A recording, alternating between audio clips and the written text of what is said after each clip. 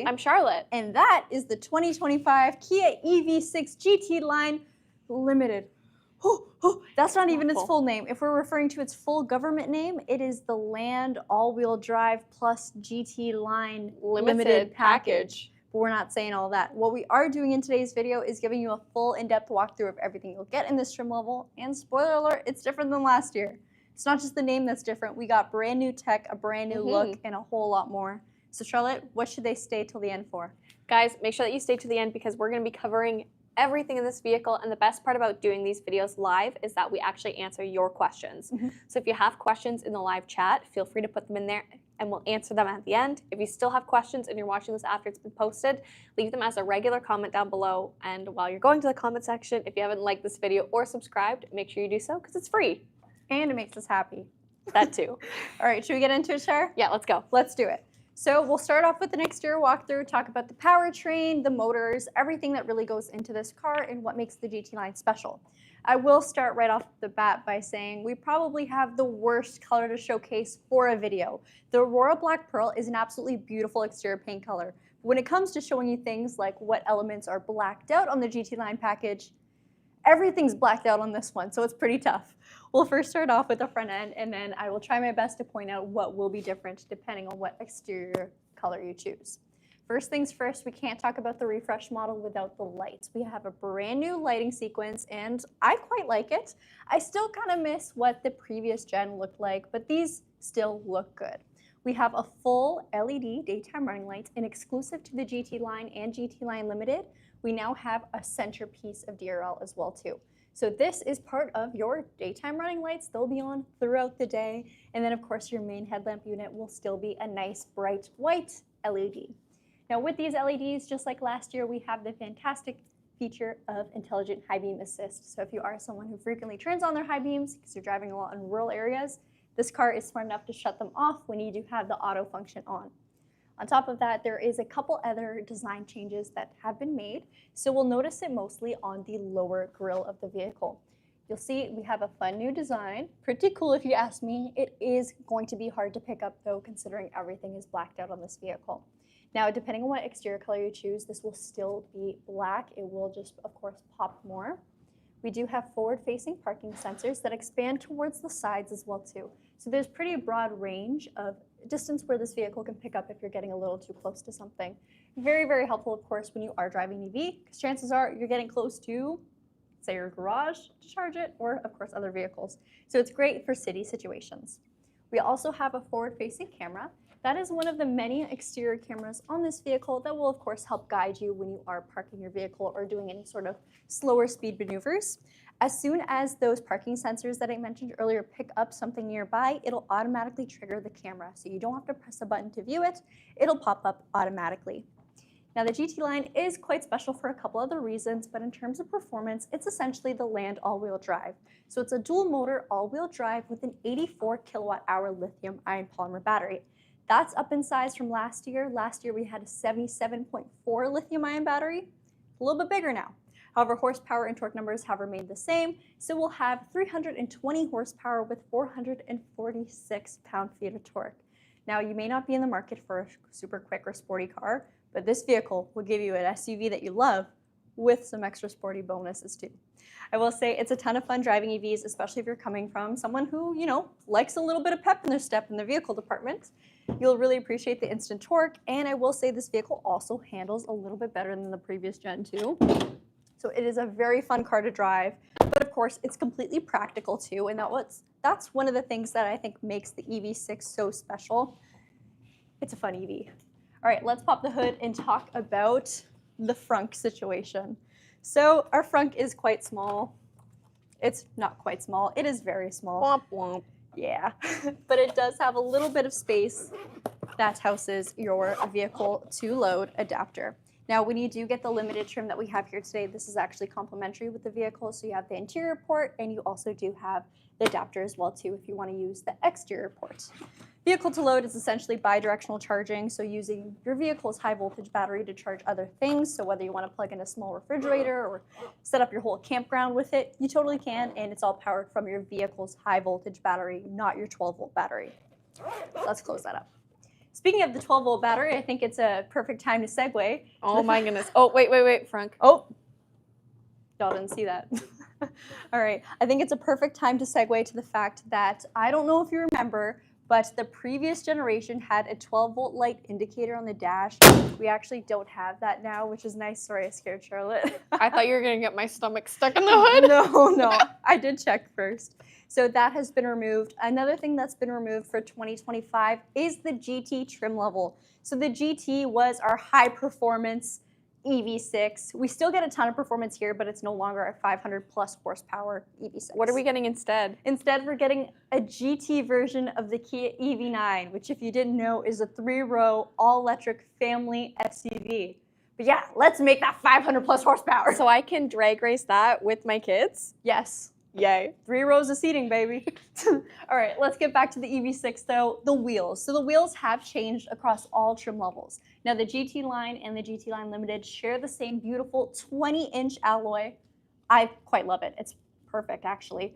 What I really do like about this is the fact that it looks like a regular alloy, if that makes sense. If you've been shopping around for EVs, or even if you looked at last year's iteration of the GT wheels, they looked a little bit aero-bladey. They definitely look like EV wheels. These look as normal as possible, and honestly, if you don't really know, this could just look like a regular SUV. You might not necessarily think it's an EV. Not that that's bad, of course. So, large wheels, large brakes, ventilated disc brakes up at the front with a Continental all-season tire. With the all-wheel drive, we also do get a terrain mode, and you get a bunch of different drive modes too. So whether you want to put this vehicle in eco mode or sport mode, it completely changes the way the vehicle is going to respond to, number one, your throttle input, but also things like steering, and it'll tell you a bit about your more range inputs too. So of course, if you're driving in sport mode all the time, you might not get that total range that the vehicle is posted at, but eco mode can really stretch it out. Talking about range, it's rated at 435 kilometers, but for those of you that have EV6s, you know you can see a whole lot more. That'll of course depend on things like your driving style and of course the climate around you, but you can see it extend a lot, especially in the summer, spring, and fall months. Surrounding the wheel arches, it will be body color, so in this case, everything is blacked out, but should you choose to get runaway red or the white paint, all of this will be color matched, which gives it a very premium look. You do also have a parking sensor just towards the side too, so like what I mentioned earlier, giving you a little bit more extra coverage in terms of the sensor department. It will view a much greater area. For your mirrors, they're body color. In this case, we do get an LED turn signal indicator with a blind view camera, and they are power folding. All of your windows on the vehicle will be laminated in solar glass, so giving this vehicle a very, very quiet, smooth, and premium ride. It is really eerie just how quiet this vehicle is. Of course, there's no engine. You're not going to hear any engine noise. And as long as you don't have kids in the back that are screaming, this could be completely silent. It is so well insulated and very, very comfortable. But also on this specific trim level, the premium sound system means if you like music, you can crank out the tunes too. So as quiet or as noisy as you want. For the pillars, they are gloss black, and same thing with the vehicle's belt line. Everything is finished in a beautiful high gloss piano black. I say that now, but when you get on the inside, no more piano black. Then coming towards the back end of the vehicle, we'll talk about the hatch. So this is where things get really practical for the EV6. It looks like a pretty low profile car from the front end and from the side. You get to the back, this opens up, and you got a ton of space. I believe it's 690 liters of space back here. So behind, of course, your back row of seats. They do fold down very easily too. So if you're not having anyone sit back here, each side will have a lever which you can pull to knock your seats down almost completely flat. The EV6 does not have a spare. It does have a mobility kit, and here is your level 1 charger. So the level 1 charger is definitely not going to be the best choice for charging. It takes about 72 hours to bring this vehicle from 10% to 100%. Great if you are going away for a long weekend and there's no other way to charge your vehicle. However, if you are doing overnight charging or level 2 charging with the 240 volt, you will get charge from 10 to 100% in just over 7 hours. So I believe it's 7 hours and 20 minutes. That is what most people will be doing. And should you choose to DC fast charge and public charge at a 350 kilowatt charger, that will take this vehicle from 10 to 80% in 20 minutes. So slightly more than last generation, simply because we have a larger battery pack now. All right, let me get out of here. Talk a little bit about the premium sills. So for your cargo area, you do have a nice brushed aluminum finish here. Everything's just going to be a little bit more premium and fancy on the limited trim. Your license plate lights are also full LEDs. And then when I close the hatch, we can take a look at the slightly restyled back end. So shape-wise, everything is about the same over here, but the tail lamp design is slightly different. You'll notice the bulbs have a different design to them. I quite like them, super futuristic, and they kept one of my favorite parts. So this dark chrome finish that you see surrounding the bottom and transforming all across the back end has remained. Might be hard to clean, but it certainly looks good when it is clean. Your reverse lights are also a little bit different too, so they're still placed lower in the bumper of the vehicle, but we now have 3 horizontal lights instead of the old style. Still looks good, still super modern and futuristic, while also looking sporty and perfect in a way. It's classic. Again, a lot of EVs go super futuristic, like the Ioniq 5. The Ioniq 5 is a really cool car, but this is definitely a little bit more classic. Let's open up the charge port. The charge port has changed sides, and we have a North American charging standard port as well too. So that's new, exciting, and fun. LED lights for your stated charge indicator and for the actual charge port. So if you are plugging in your vehicle at night, you already have a super dark car, now you can see where the port actually is. Let's close that up. In terms of tech and safety, there is a whole lot on this car, so I'm just gonna kind of speed run some of the notable functions on the vehicle. Highway Drive Assist Level 2 is on this vehicle. Essentially, it is a smart cruise control that also knows the speed limit of the highway that you're on, if there's any bends in the road, and will incorporate some steering, as well as the ability to automatically change lanes. So if I've got my Highway Drive Assist on, I'll set my following distance, which I get to choose as the driver, and then I can set if I want to change lanes. So I'll indicate right, indicate left, the vehicle will do the rest. And it is a little bit more advanced than the Highway Drive Assist of the past, meaning that if it senses that the vehicle in the adjacent lane is kind of riding the lane, getting closer and closer to you, it'll reposition you so you're a little bit further away. Of course, if that car in the other lane is also riding close to you, it'll just do whatever it sees best and fit. So it does incorporate machine learning, and it is more intelligent. You also have fantastic functions like forward collision avoidance as well as rear collision avoidance when you are reversing out of a parking lot. And of course, those sensors and cameras that I mentioned all around the car. There's seriously a high-tech safety suite on this vehicle. A lot to talk about, but we have done videos breaking down all of them more in depth should you choose to watch them. Now I think it's time that Charlotte takes you guys on a tour of the inside. Actually, before I do that, there's one more exterior element that I want to point out, which again is going to be hard to show because the car is black. And that is this lower molding here. So all black on this vehicle, simply because that is the exterior paint color.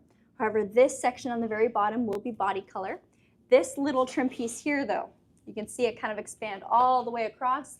That will be gloss black regardless of your exterior color. So if you are someone who wants, let's say, a white paint, but you like the dark accents, do not worry, you will still get dark accents on your GT line. If you like the all black look, there's no better choice than Aurora Black Pro. All right, let's switch to Charlotte.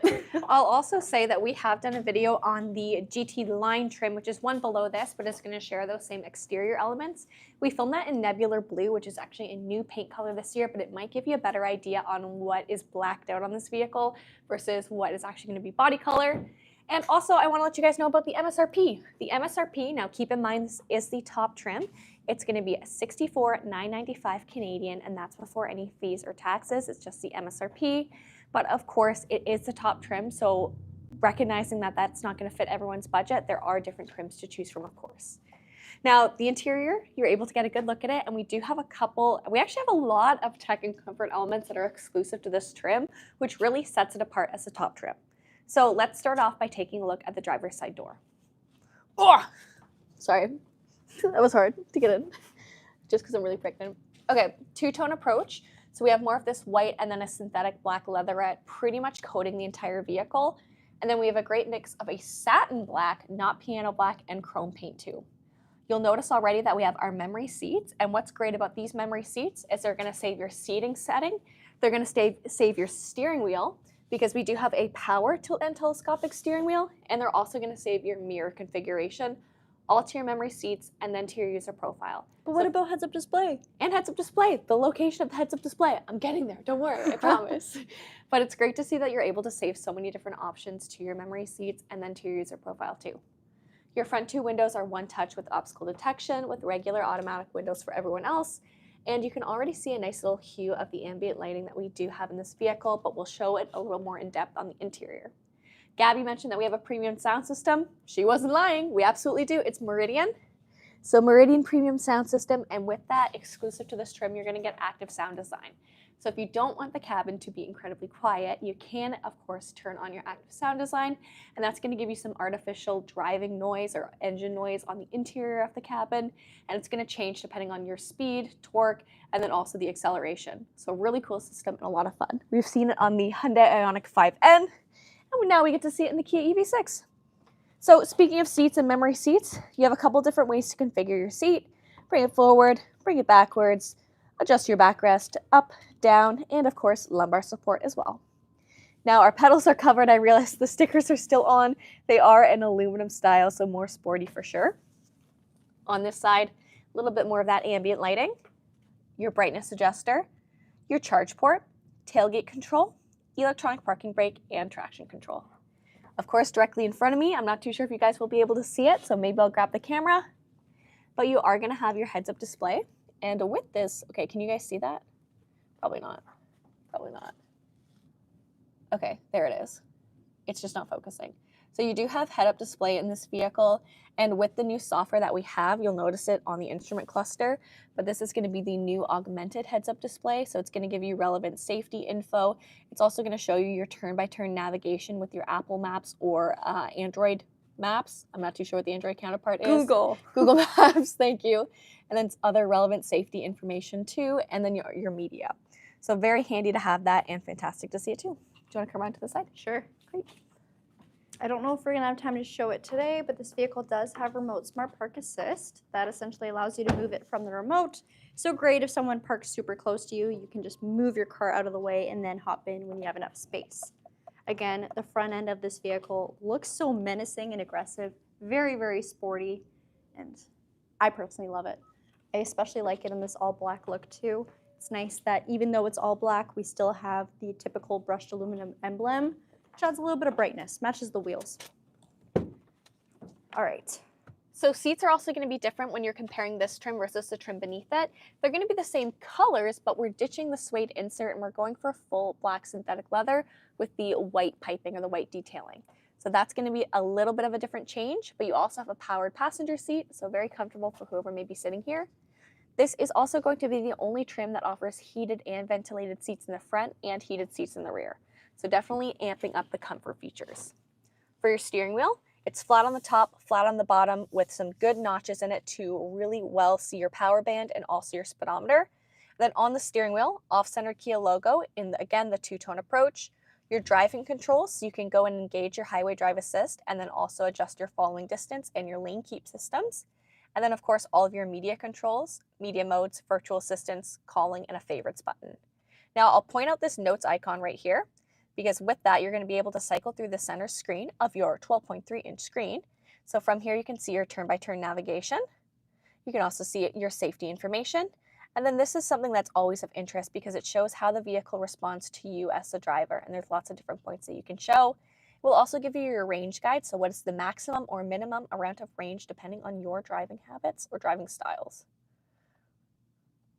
Keep moving down one, tire pressure, and then also power distribution. So when are you operating with all-wheel drive versus front-wheel drive?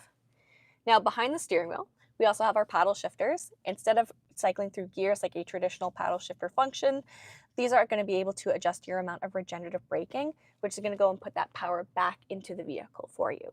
This also has a smart regen system, so depending on if you're the traffic ahead of you, the slope of the road, it can actually adjust the regenerative braking for you automatically, which is very nice to see too, to again help you get the most out of your efficient driving.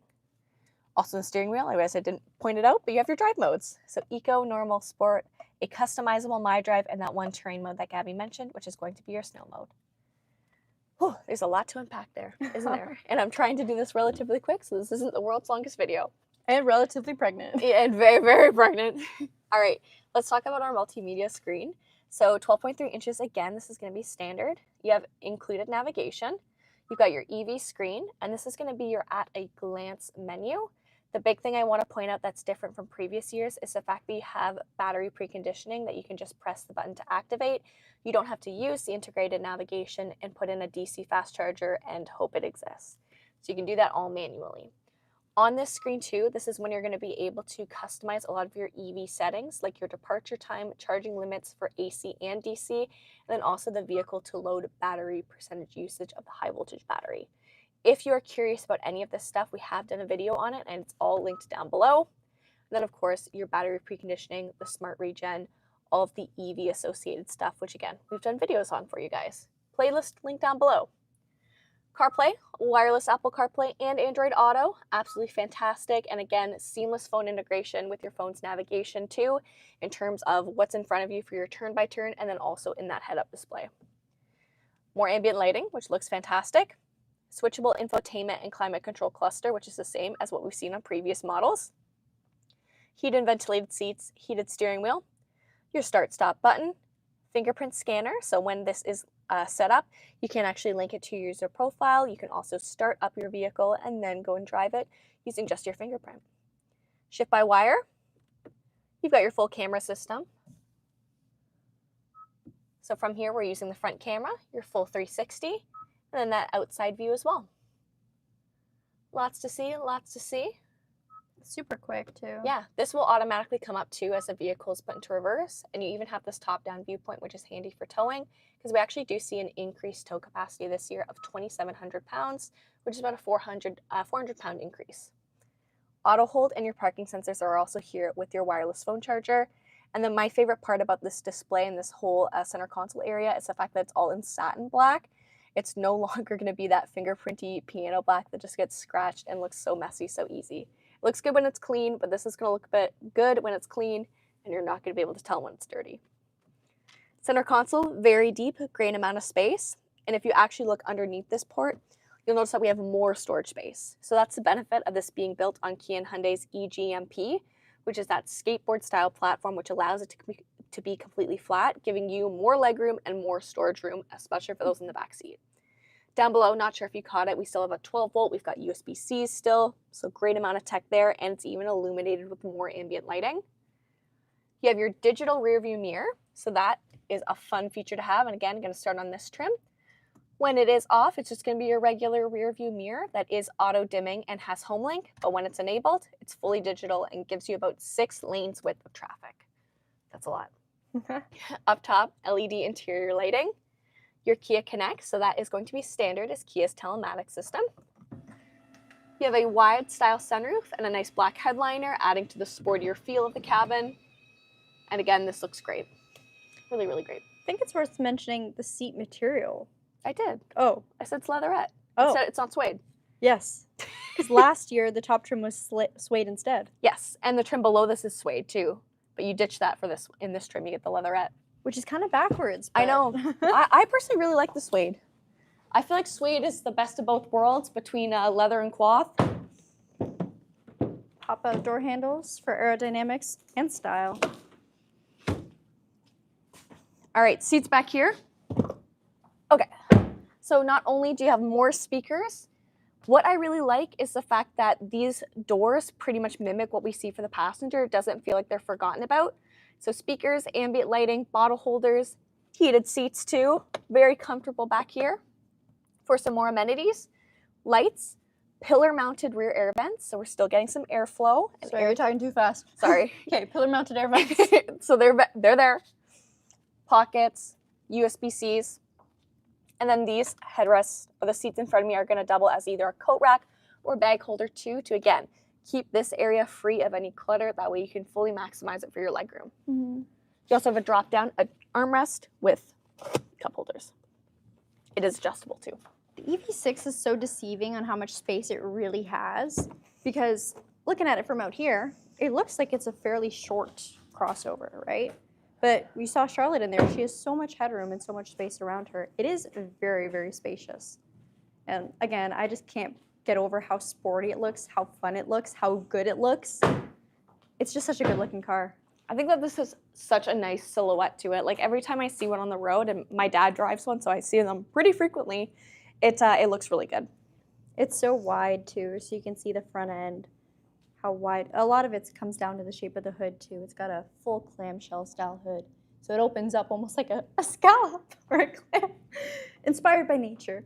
And then towards the back end, you can see they get wider in the hips. just overall a very sporty silhouette, but on a practical car. All right, let's answer some questions. Or Charlotte, if you want to Field them. I'll show the car and Sure. do a couple closer shots. Floyd said this might be my replacement for my Kia Stinger, and honestly, so we actually had a few people trade in their Stingers for EV6s.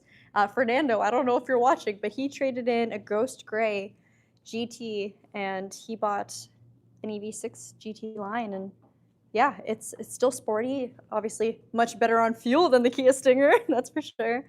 But yeah, I think it makes total sense for someone who appreciates a responsive, peppy, and stylish ride, Definitely. but wants to go the EV route.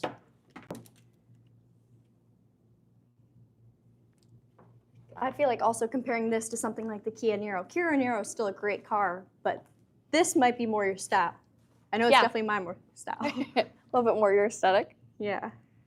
The Kia Sportage, okay, so someone said, why Kia Sportage is not made in similar aggressive design? So arguably, the new Kia Sportage, the 2026, that was just refreshed, it shares a lot of commonalities with the EV6 in terms of software and the material of the interior. Mm-hmm. Of course, the exterior and the fact that it has an engine are going to be different, but still very much a more aggressive design than what we saw previously.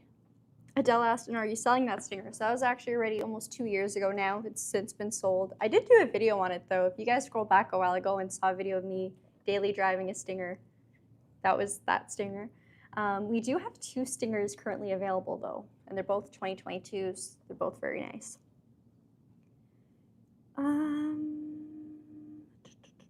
How does the EV6 GT line manage its battery temperature to optimize performance and longevity, especially during fast charging or extreme weather conditions?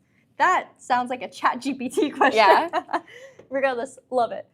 So we now have battery preconditioning that is manual on this vehicle. So if you are someone who lives somewhere that gets pretty cold like us in Canada in the winter, and if you are someone who's DC fast charging a lot, before you get to your DC fast charger, you can set it up in the vehicle's head unit at your own demand. So if it's a brand new DC fast charger that isn't in Kia's navigation unit, you can just click it on whenever you want. And that'll, of course, bring your battery to optimal temperature to accept a charge, creating less stress on your battery and, of course, a faster charge time for you as well. And that's all a part of that at-a-glance EV screen that we made sure to point out on the interior of the vehicle. Mm-hmm. Shar, who are you wearing? Who am I wearing? I don't know. They want a fit check. Some random maternity dress because I'm super pregnant. And it's hot out today. Gabi needs a Stinger to rival her friend with 300. My truck just fine. Yeah. What do you mean? The Rolls Royce of truck? Detroit. That's funny.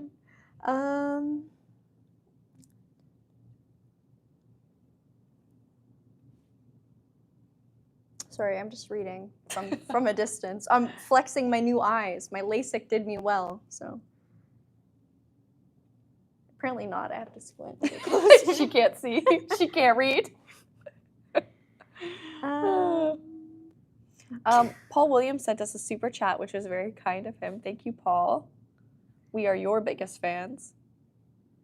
Yeah, 0 to 60 in 5 seconds for the all-wheel drive, 7 for rear-wheel drive. Gabby, what are you wearing? Gabby's wearing a different outfit for us today. Gabby's wearing a little vest. I'm never doing it again, thank you. I think you look cute. I think you look nice. Where's it from? H&M. Oh, cute. I just want to end this video with a hate comment. It's not really a hate comment. I know I can't find it. I was going to say, we didn't have too many questions. Mm-hmm. Basically, someone just said, Gabi, a tattoo, that's like graffiti on the Mona Lisa. And Christian asked, so LASIK isn't reliable. I think it's more of a me issue than a LASIK issue. Okay, I'm going to expose Gabi real quick because she has the gene where if something can go wrong for her, it absolutely will go wrong. Yeah. Anyways. And it always does. Bye. Goodbye.